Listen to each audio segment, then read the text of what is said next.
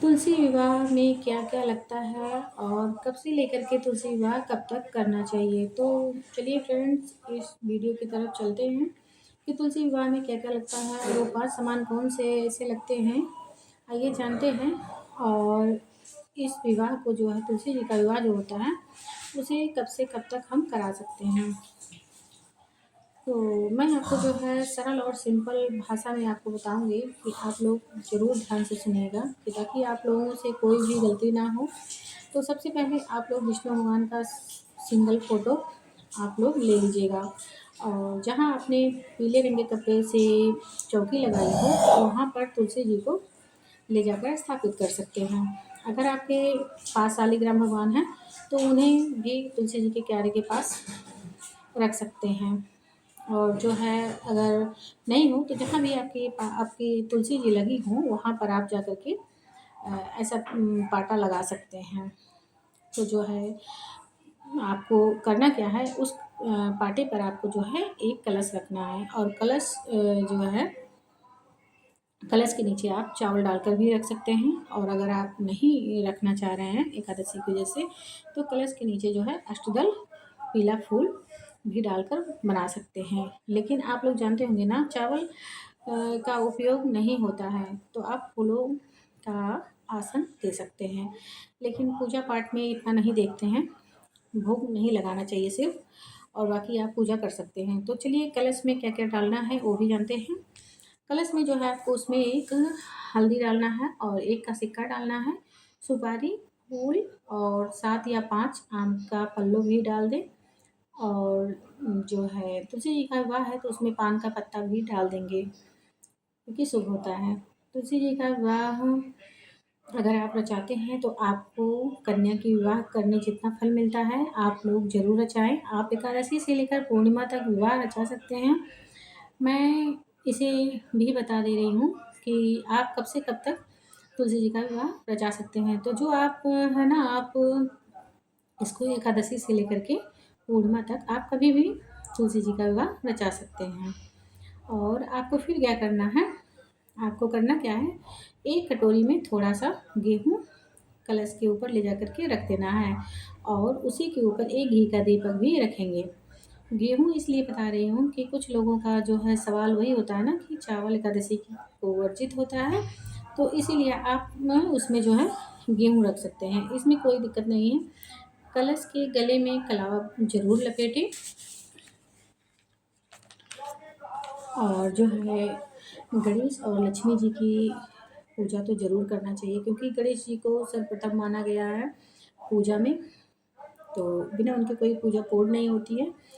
तो जो है सर्वप्रथम उनकी अगर आप मूर्ति है तो आप मूर्ति को रख लें और अगर आपके पास नहीं है मूर्ति तो आप जो है सुपारी से गणेश जी बना सकते हैं और पान के पत्ते पर जो है सुपारी रख दीजिए और हल्दी को जो है आप लक्ष्मी जी का स्वरूप बना सकते हैं।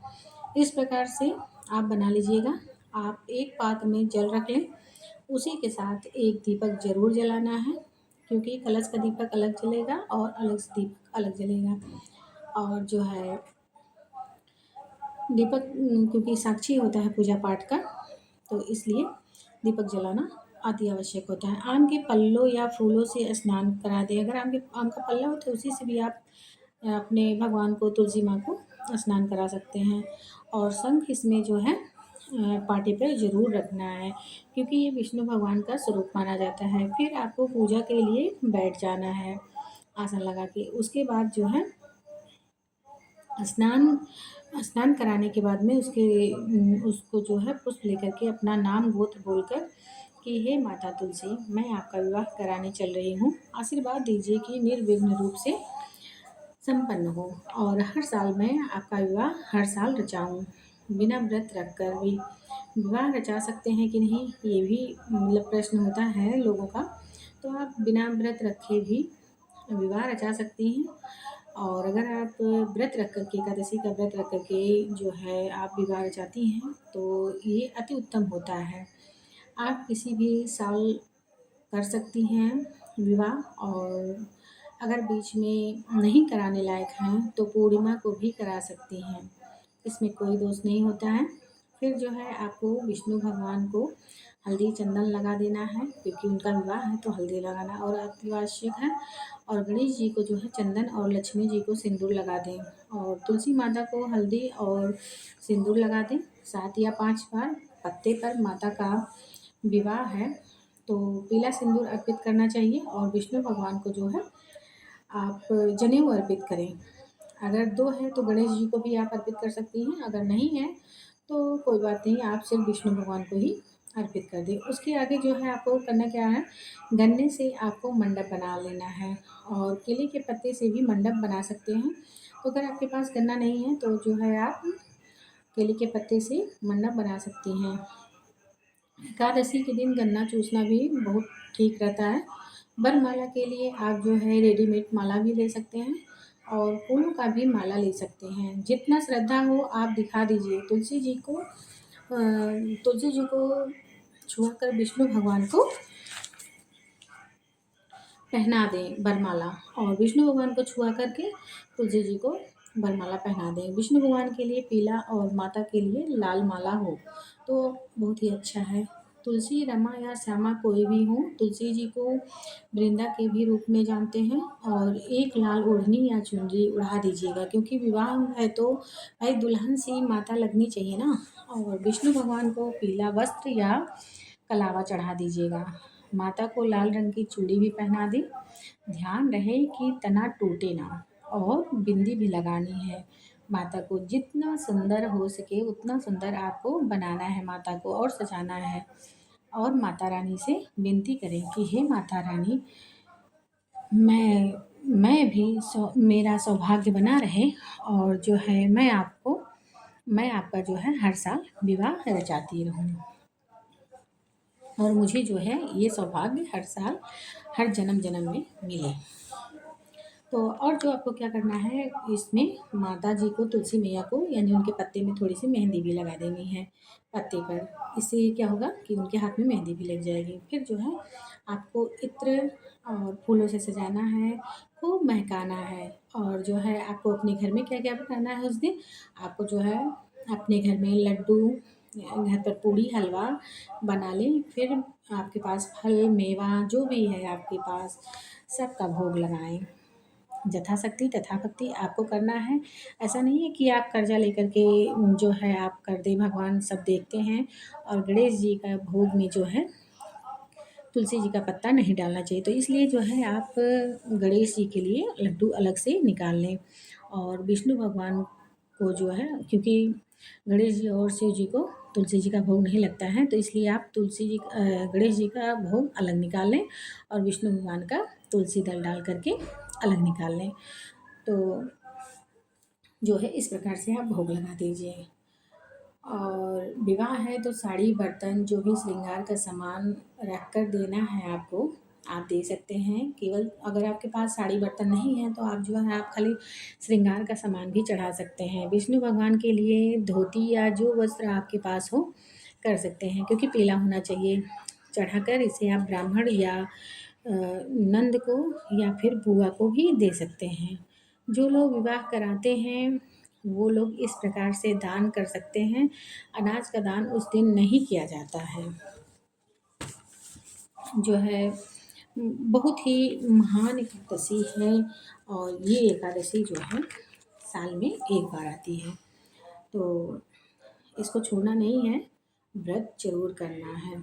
जो आपको गठबंधन करना है अब, वो जो है 7 या 5 बार आप धागे को गांठ दीजिएगा, और तोड़िएगा नहीं। जितना जल्दी तैयारी हो जाए आप कर लें। रात में ही विवाह कराना है, दिन में बिल्कुल नहीं कराना है। और जो है लड्डू बतासा अवश्यकर होना चाहिए।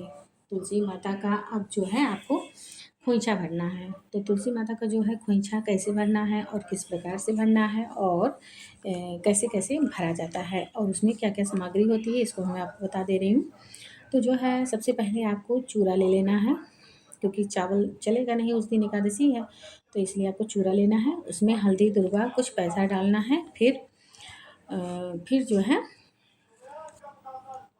एक लाल कपड़े में उसे जो है डाल देना है 5 बार, और उसको जो है बांध के बगल में उसे तुलसी माँ के पास में रख देना है। उसे डाल में बिल्कुल नहीं बांधना है क्योंकि डाल टूट जाएगा।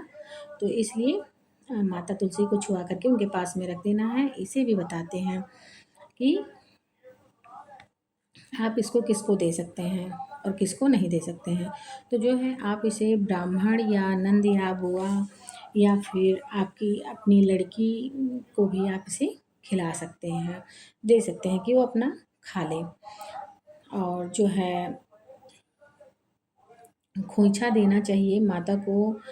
छुआ कर रख दें आप लोग, खूब अपना साज सज्जा कर करके मेहावर लगा करके बिल्कुल दुल्हन सी आप खुद बन करके, क्योंकि सौभाग्यवती स्त्रियां जो है विवाह कराती हैं और कराना भी चाहिए माता की कृपा से। तो खूब भी अपने भी सज के बैठिएगा और जो है माता का विवाह आप कराइएगा।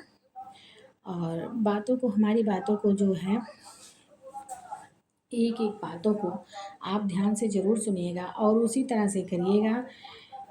और जो है फिर देखिएगा कि आपको खुद भी ये कितनी संतुष्टि मिलती है और कितना मतलब माता का विवाह कराने से जो है जो पुण्य मिलता है, जो आपको तृप्ति मिलेगी, वो तो मिलेगी ही मिलेगी। क्योंकि विष्णु भगवान और माता तुलसी का विवाह कराना जो है बहुत ही पुण्यदायी माना जाता है, एक कन्या के विवाह के बराबर माना जाता है। तो विवाह ज़रूर कराना चाहिए। और आप लोगों से हमारा जो है रिक्वेस्ट है कि वीडियो पसंद आया हो तो लाइक और सब्सक्राइब ज़रूर करिएगा, क्योंकि एक लाइक से हमें बहुत हिम्मत मिलता है और एक कमेंट से हमें बहुत प्रेरणा मिलती है। और जो भी मेहनत करते हैं हम, वो सफल हो जाता है, क्योंकि इतना मेहनत लगता है ना कि बार बार उसी चीज़ को रिपीट करना पड़ता है।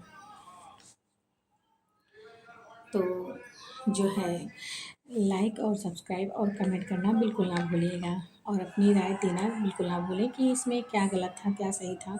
मैंने तो जैसे मतलब मैं जानती थी, जिस तरह से हम लोगों के यहाँ होता है वैसे ही मैंने बताया है। तो फिर जो है आपको क्या करना है, आगे बढ़ते हैं। तो फिर जो है आपको क्या करना है, धूप बत्ती आपको दिखा दें। हर गलती के लिए क्षमा मांगे माता से और दक्षिणा ज़रूर रखिएगा हर चीज़ में, गठबंधन में भी जब गाँठ दीजिएगा तब भी, और जब आपकी पूजा संपन्न हो जाए, विवाह संपन्न हो जाए तब भी। और थोड़ा-सा जल जो है आप गिरा दें। और जो है का आवाहन जितने भी देवी-देवता हैं